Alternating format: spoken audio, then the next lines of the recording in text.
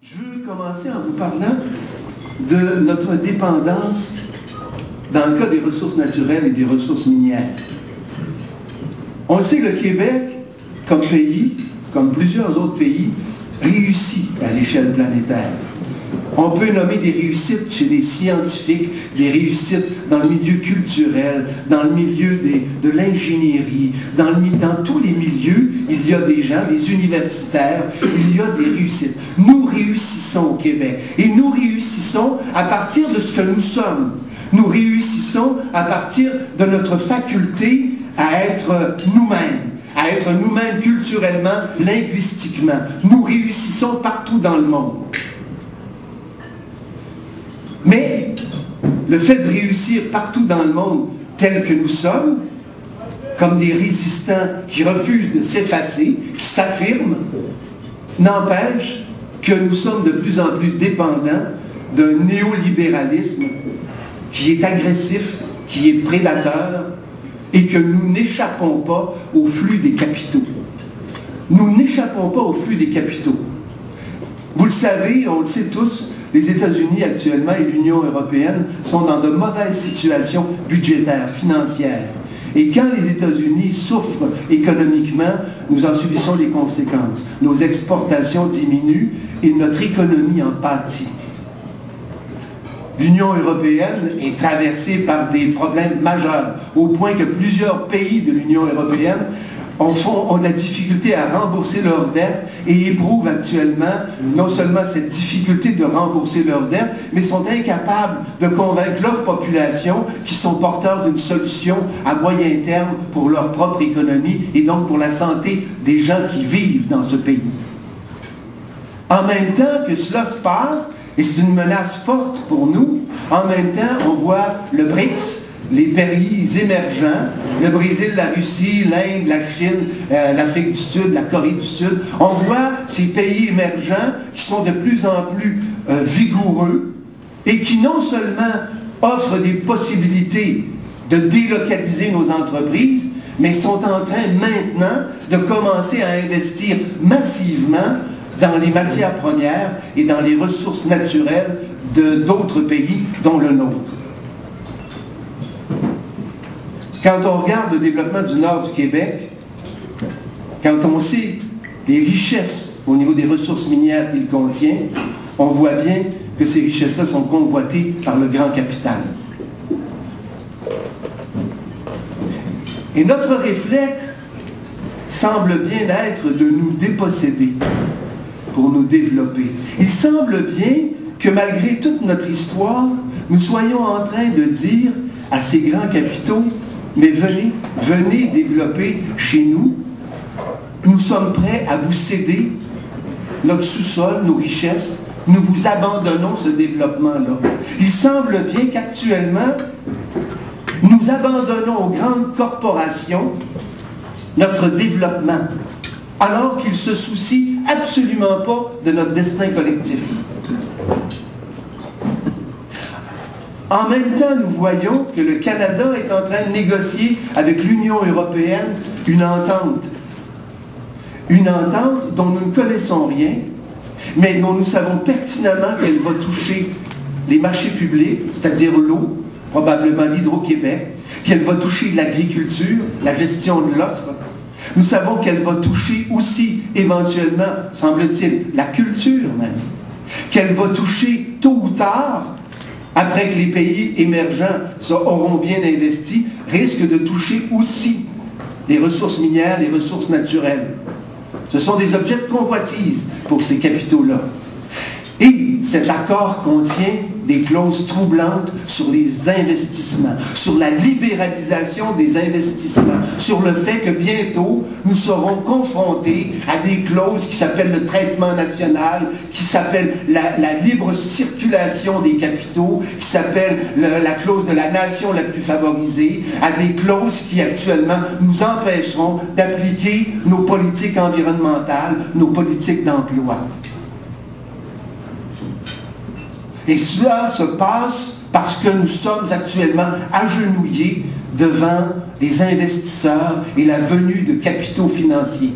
Pourtant, quand on se souvient de notre histoire économique, quand on se souvient de la nationalisation de l'électricité, qui s'est faite à un moment où le capital d'investissement privé et public était quasi larvaire au Québec, quand on se souvient que nous avons fait cela et que nous avons réussi, on se dit comment se fait-il que nous ayons encore ce vieux réflexe archaïque de penser que pour nous développer, nous devons nous déposséder. Comment se fait-il qu'après avoir créé des outils aussi puissants que la caisse de dépôt, qu'après avoir créé le fonds de solidarité, qu'en connaissant la richesse des fonds de retraite privés, donc un accès réel à un capital d'investissement privé, nous soyons encore en train d'abandonner la possession de notre avoir à des gens qui se soucient peu des investissements nécessaires pour avoir accès à ces ressources et qui se soucient absolument pas des conséquences de ces investissements-là, qui se soucient pas de l'environnement, qui se soucient pas de laisser une économie durable, qui se soucient pas de la deuxième et de la troisième transformation nécessaires. Quand on regarde, par exemple, les déclarations de Lucien Bouchard qui nous dit que l'État devrait prendre participation dans l'exploitation et l'exploration des gaz de schiste, alors que la décision même de la pertinence d'exploiter les gaz de schiste n'a pas encore été faite, on reste songeur. On reste songeur parce que là, il y a un détournement. La mission de l'État et l'investissement et la propriété de l'État, l'actionnariat de l'État comme principe de base pour faire fructifier l'exploitation de nos matières premières, elle est avantageuse. Il faut la souhaiter. Mais ce que M. Bouchard nous dit semble être d'un autre ordre. Cet actionnariat de l'État, il est non seulement souhaitable, mais c'est une des seules manières que nous puissions avoir à l'égard de l'exploitation un comportement éthique. Suivre un processus qui soit moral et qui soit bénéfique pour ce que nous sommes. Je vous donne l'exemple de la Norvège. Vous la connaissez probablement, cet exemple-là. En Norvège, l'État contrôle la Statoil à la hauteur de 66%. Par l'intermédiaire de cette société, l'État a donc des parts dans toutes les compagnies pétrolières. Non seulement il possède, mais les profits nets des pétrolières sont imposés à la hauteur de 78%. En plus de ça, il y a des limitations à la production des gaz à effet de serre. Et en plus, on rajoute une taxe sur la production de carbone, de CO2.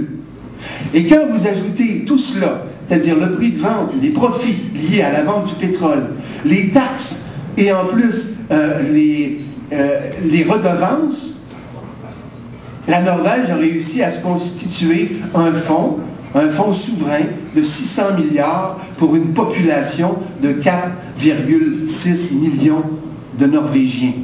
Et en plus, ce fonds, il est réservé aux générations futures et les investissements du fonds sont régis par des règles d'éthique extrêmement strictes.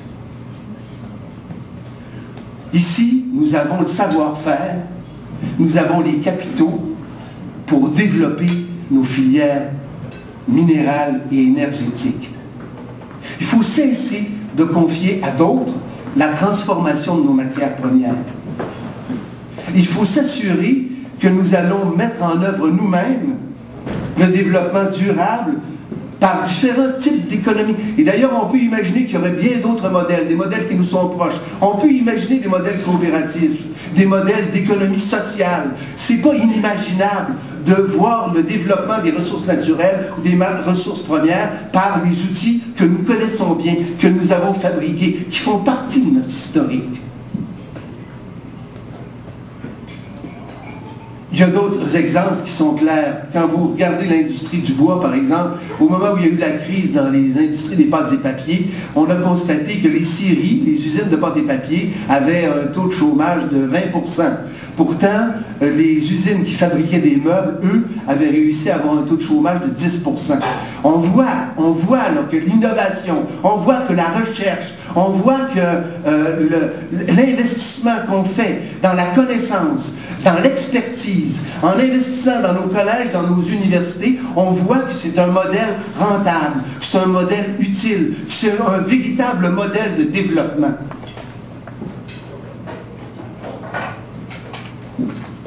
Et en plus, quand on fait ce type de développement-là, eh bien, on occupe d'une manière dynamique, d'une manière durable, tout le territoire. Et ça, c'est fondamental. Un pays n'est jamais plus fort que chacune de ses régions. Donc, c'est l'apologie de la prise en main de notre développement des ressources naturelles et des ressources minières avec les outils que nous avons créés et mis au monde. Une des conditions aussi pour réussir, c'est évidemment, de sortir du pétrole.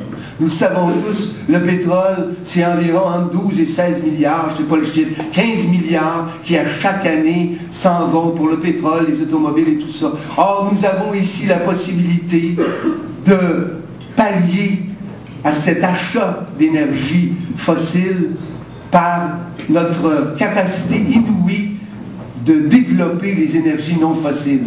Vous les connaissez, il y a l'hydroélectricité évidemment, il y a l'éolien, il y a la géothermie, il y a la biomasse, il y a la biométhanisation. Nous avons ici des réservoirs de vent, nous avons une biomasse, nous avons absolument tout ce qu'il faut pour procéder dès maintenant à un retrait au maximum de notre dépendance au pétrole. Et quand on a des projets comme le fabuleux projet du train suspendu animé par des moteurs roues qui relierait non seulement Montréal à Québec, mais toutes les villes, toutes les régions du Québec, ce projet-là est fabuleux. C'est un projet à faire rêver n'importe qui. Et c'est ce projet-là, il est porteur. C'est ce type de projet-là qu'il faut mettre en œuvre avec un développement réel et un enrichissement réel de l'exploitation intelligente et cohérente de nos ressources minières, de nos ressources naturelles.